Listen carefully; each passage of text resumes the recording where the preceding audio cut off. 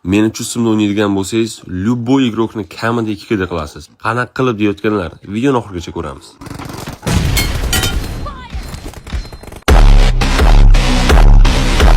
Agar xuddi mendaqa headshotlar bermoqchi bo'lsangiz, bu videoni oxirigacha ko'ring.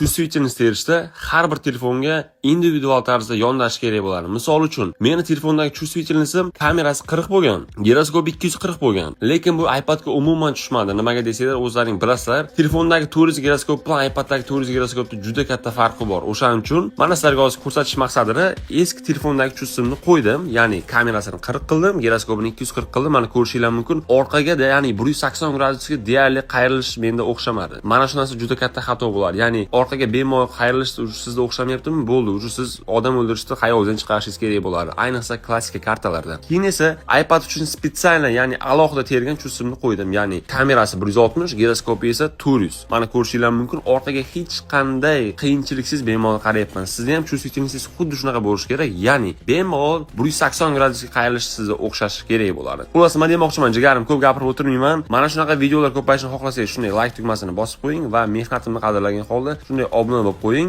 Sababi 70 mingta bo'lishimizga juda oz qoldi va aynan siz qaysi vaziyatda qiynalyapsiz yo nima sizni qiynayapti, albatta kommentariyaga yozib keting. Kuningiz xayrli o'tsin, salomat bo'ling.